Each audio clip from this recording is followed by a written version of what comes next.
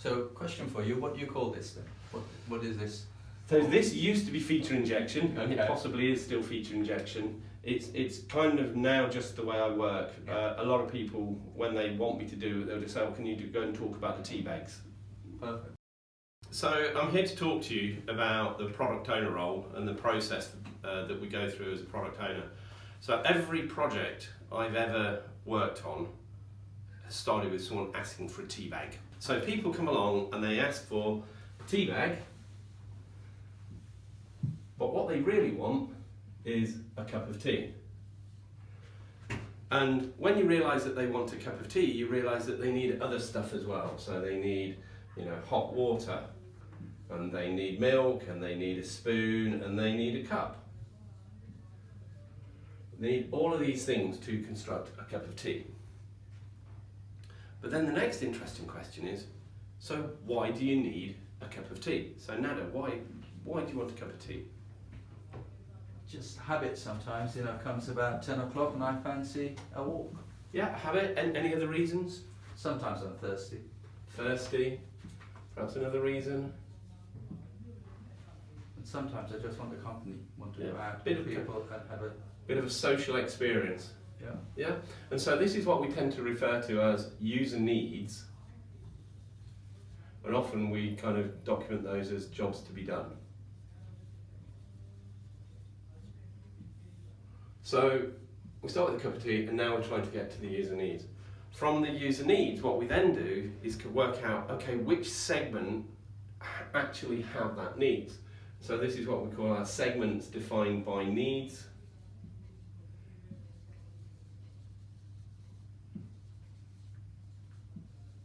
And sometimes we kind of document those as personas, which is an example of a person who has this need. So the habit group, what we might say, is that commuters have a habit. So every day, 10 to 8, they go and get the train, and while they're waiting for the train, they have a cup of tea, and it's part of their habit. How about people with a need for social experience? What kind of people would you describe those as? So perhaps with your work colleagues, or perhaps even friends. Yes. Yes, so colleagues and friends.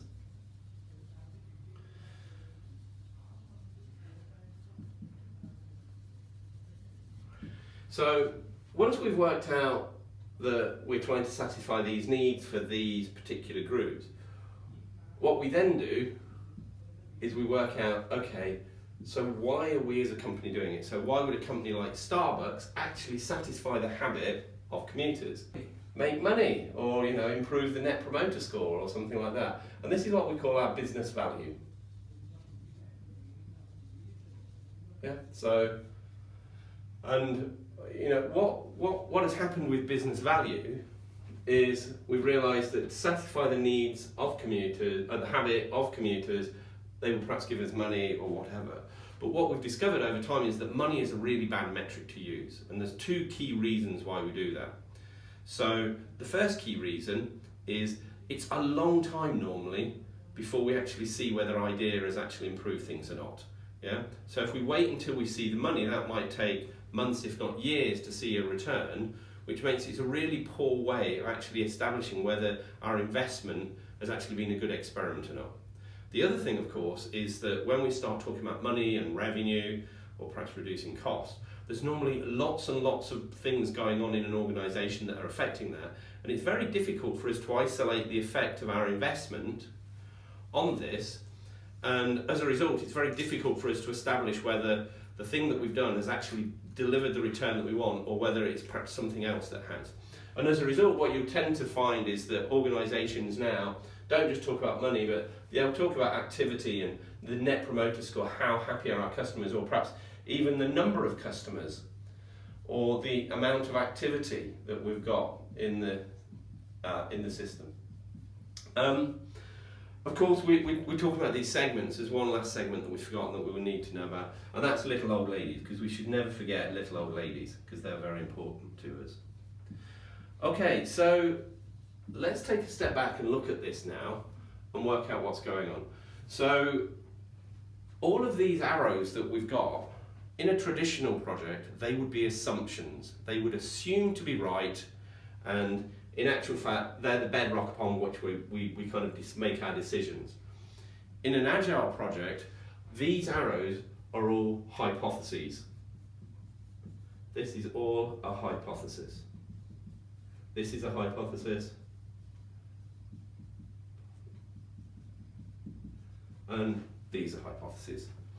So some months ago, I ran this for a group of developers from Bangalore, and I said, okay, every project starts with a tea bag. So do you want a tea bag? No. So why would you want a tea bag?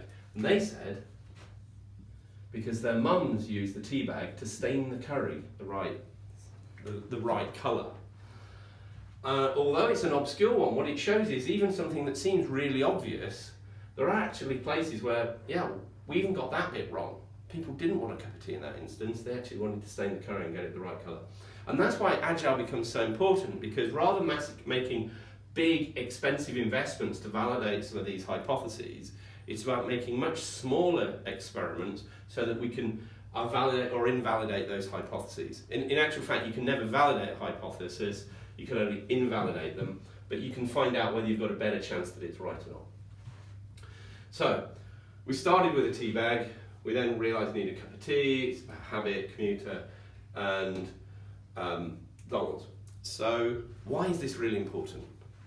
Because quite often what happens in Agile, we're trying to create these small stories that will deliver some value. And what we do is we get stuck because we go, actually, we're going to build a cup of tea. We realise we're going to build a cup of tea and we find it very difficult. How do we break down that piece of work to build a cup of tea? Perhaps we could just build a tea bag. Well, if we just build the tea bag, then actually we've not got a full cup of tea, so we've not delivered anything of value to these people. Or perhaps just the hot water. Well, no. So what we do is we switch across to here. And our business, and what we do is with these, is we combine these and say, right, if we're trying to satisfy the habit of commuters with a goal of increasing money, that becomes our design brief. And now we're going to design a cup of tea that meets that demand. So imagine that every morning you're there at the train station, you're getting a cup of tea to commute. Tell me about this cup of tea. Describe the cup of tea that you would design for a commuter. Yeah, it's got to be a disposable cup. It needs to have a lid to keep it safe, and I need it reasonably quickly because I usually don't have much time before the train arrives. I'm kind of in a hurry. Just want it quick and pick up and go. And perhaps one of those sleeves to stop you from burning your fingers. Yeah, definitely one of those. Not burn fingers. Yeah.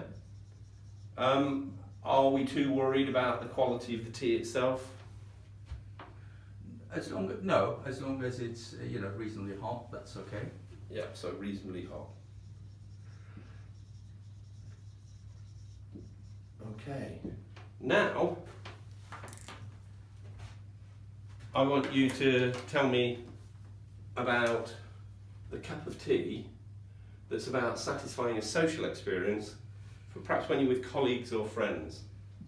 So imagine you're meeting a friend for a cup of tea. So describe the experience now. Describe the cup of tea now. Now I probably want it in a mug. I want to be sitting down, nice, comfortable sofas maybe. Sofa. And basically have a chat and take a lot longer, and I don't mind if the tea now is, if you like, got some brewing time, comes in with a brewer timer or whatever to say how much do you want it, strong, weak. Yeah. Well, what about the situation where the person in the shop, in the store comes up to you and says, right, what cup of tea do you want? I've got to serve you within 30 seconds. Yeah. Would that enhance your experience? No, that would actually detract it. Yeah, so I am not in a hurry now. So leisurely, yes, rather than quickly. Yeah. Yeah, and let's talk about this tea bag as well. I mean, would it necessarily be a tea bag, or perhaps would you have a pot of tea to share? Absolutely, pot of tea will. I mean, when I am in the with the leisure colleague, yes, definitely pot of tea would be good. Yeah, cool. So that's our social experience with our colleagues and friends. And we're making money again. And what I want to do now is I'm going to look at the little old lady as well, because the reason the little old lady is interesting is the little old lady has a need for social as well. And so what some supermarkets do is they will give away a free cup of tea. So they're not actually after money in this case. What they're after is activity in the store, so that when perhaps busy mums and dads have dropped the kids off at school, they come into the store, rather than it being really empty and feeling like a warehouse and a barn, instead there's lots of little old ladies enjoying a cup of tea and having a chat, and it feels a much nicer experience for the people going into the store. So if we think about little old ladies also have a need for social, but this time what we're after is activity, let's think about the design you would have for a cup of tea for those. So imagine you're in a store. Well, what's going to happen is, once again, it's going to be a disposable cup. And the reason for the disposable cup in this case is quite often the stores that give out these free cups of teas don't have a sink. They don't have facilities for throwing things away. They don't have kettles. And so they'll have a machine. So this now they're going to design something that dispenses coffee or tea in a machine. It's a disposable cup, but not too big, because, you know, they don't want people to be hanging around for too long. But this time our success is if we've got activity in the store. So little old lady comes in and does that. Now, what's really important to look at here, and you mentioned it earlier, is some of the requirements for the commuter, like getting the tea quickly, actually are detrimental to the experience of friends meeting together for a cup of tea. So friends want it leisurely, and a commuter wants it quickly. And so if we're trying to deliver a cup of tea, what often happens is we'll think, oh, how fast does this need to be? And we'll speak to one stakeholder and they'll say it has to be quickly. And then another will say it has to be leisurely. And now we're torn between which one are we doing. And we don't realise we've actually almost got two separate products that we're preparing here that have to be done in a separate way and approached in a separate way. And if we're trying to get activity in the store for little old ladies, once again the design is going to be very different. But once again, we're just trying to deliver a cup of tea. So we kind of get to the point where we try and, even though we're trying to do something small, the scope always balloons out. We always end up doing a lot more things. Whereas this way, we can control it much more, and we can now say, right, okay, we're going to focus initially on commuters because there's a lot of those, and actually the requirements for this are a lot lower, because we could just have a cart at the station, at a train station, and we can build our product there. Because this requires us to have a social space, a place where we've got sofas and tables and chairs, and so there's a much bigger investment there. So if we want to test our idea, it might be better to start here, prove it works here, and then understand, based on that, we can then extend our model to include this as well. But what this does is it allows us, by focusing on the user needs, the segments and the value, it allows us to slice this big chunk of work, which is effectively the product, into smaller deliverable slices. Now, I'm going to come back in a second to talk about how we can take this design into user stories. But before I do that, I just want to look at who does these things. So traditionally, what we would expect in the team is that the person with the analyst skills will probably do this bit. Because the analyst, once we've got a design, is the one who will then go and work out, you know, how do we get the tea bag, how do we source the hot water and the cups and so on. Establishing the user needs and the segments defined by the needs, this is typically the work of the UX researcher or or perhaps even data analysts in some cases where we've got big data. Understanding this relationship here, and in particular understanding the business value, this is definitely the role of the product owner. Because the product owner is the one who orders the backlog. And the only way they can order that backlog is if they understand the value of these things. And the way that we think about value is, if we do this for this group of people, then we get this value. And so product owner has to pull this stuff together. Obviously then we get into the realm of the design, and this part here is typically done by the person with the design skills, or led by the person with the design skills. Now, most product owner teams now, what you'll find is all of the team will be involved in all of these activities. The only thing is that at certain times, one or more of the team will lead. So now it's the whole team are doing this, but it's the BA that leads. The whole team are doing this, but it's the UX researcher who's leading it to make sure the approach they take is the appropriate approach. The whole team are involved in this, but it's the product owner who has that and manages the risk to make sure we're aligned, and he's speaking to the stakeholders. And then finally, the whole team is involved in this, but it's actually the UX designer and the UI designer who will be making sure that no mistakes are made in the design, or to minimise the number of mistakes that are made in those designs. So, we've got a design, but then how do we turn that design into user stories? So I'm going to clear down the board. So we've got a design. Our hypothesis is that this design will lead to the value that we've got. So we've got our need, we've got a segment, and we've got our value. From that we then have our design. And what we might find is, even for the commuter one, we actually break that into several designs. So one of our designs for the commuter might be that we just have cheap tea bags. And for that we charge £2. And so that's our design one. Our design two, we're going to have in a slightly designer cup, and it's going to have designer tea bags, and for that we're going to charge £2.50. And then finally, for design number three, we're going to do something really posh. So what we're going to do here is, instead of having tea bags and in the traditional sense, we're going to get those sachet type tea bags where we've got loose leaf tea, and people can select from a selection of loose leaf tea. That goes into the sachet tea bag, and that goes into the cup. And to make it really special, we're going to have a little photograph of Kim Kardashian on the cup, just so that everyone knows it's really posh. And for that we're going to charge £4. So these designs that we've got, implementing the changes that we need to do in order to do the designs, become our epics in effect.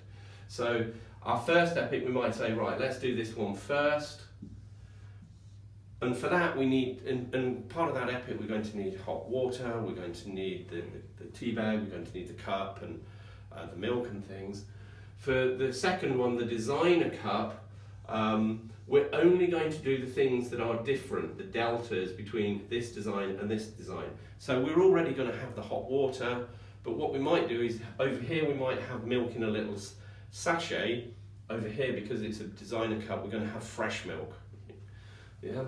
So we're going to need a fridge and so on. So the difference between what we need here and there becomes our next epic. And then the final epic is the one where we actually have this new, more elaborate process for creating the tea bags. And so once again, the epic is just the delta between the two. Now, one of the things I find with stories is that what people do is they'll create a story, they'll then create the acceptance criteria, and that's a really hard thing to do. Now, it's worth mentioning that when we talk about stories, what we're looking at is that the biggest a story can be is about 1/5 of the capability of the team for a sprint.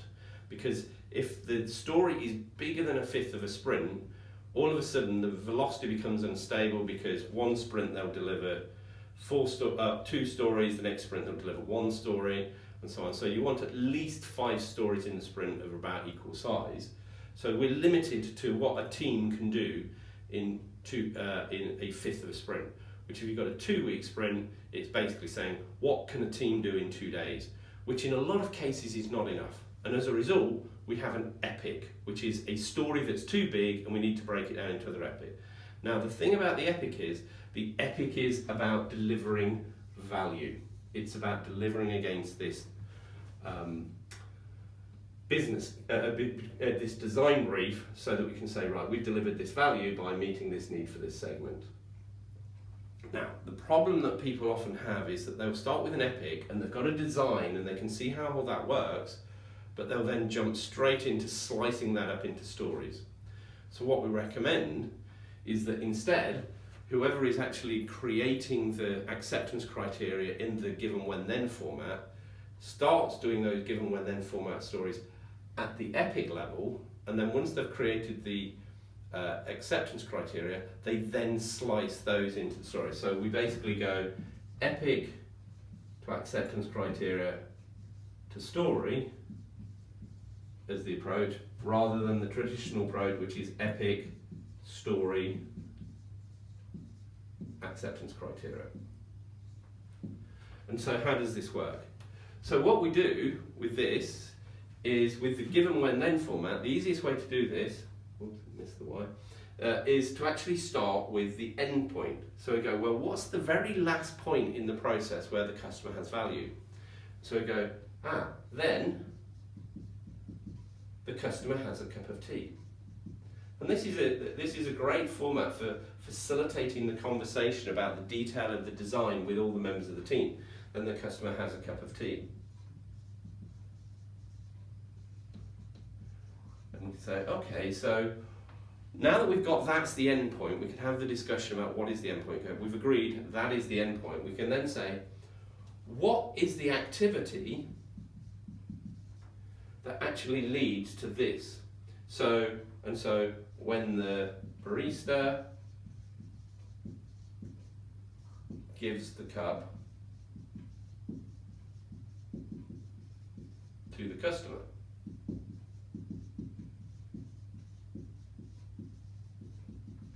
okay, so we've gone, right, we've got then. So when the barista gives the cup to go, then the customer has a cup of tea. We can now say, okay, so what are the conditions that need to be met in order for that to happen? So first one is, given the tea is ready,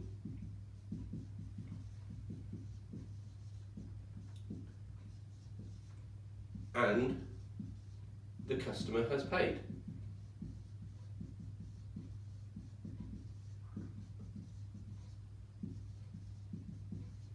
Okay.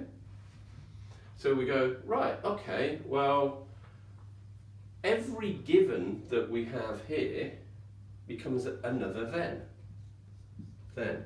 So if we put then the tea is ready,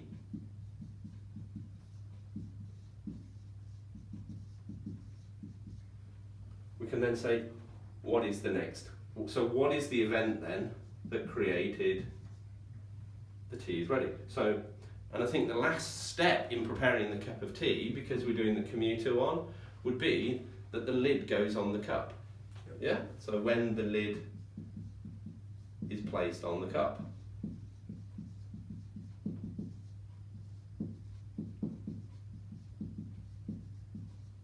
Okay? Now, what we can do as well is we can look at this one and go, the tea is ready and the customer has paid. Well, we know that the customer paid. The payment thing is something that's been done by many, many organisations around the world. So there's not a lot of value in kind of learning about that. We can kind of we know that later on in the process we can just kind of almost plug in a payment process.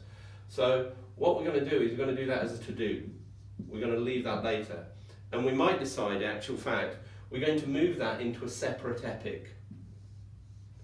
Yeah, into epic D1.1. We're going to do it later, because what we want to do is we want to create the tea and get feedback from customers in the field from just giving the tea. So we're going to do that one later. So when the lid is placed on the cup, then the tea is ready. So now we've got, given the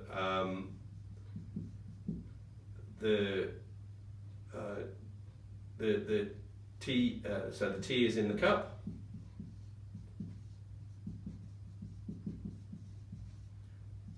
And the sleeve is on the cup.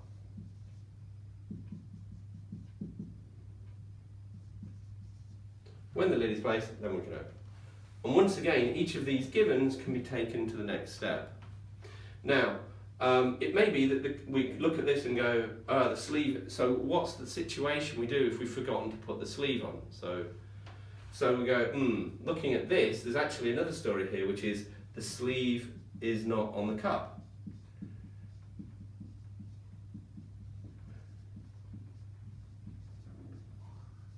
And this is a design decision. This is something where, rather than just mechanically doing this is where the whole design team becomes involved, because it's a case of what should we do if that's the situation? And once again, we can say it's a to-do.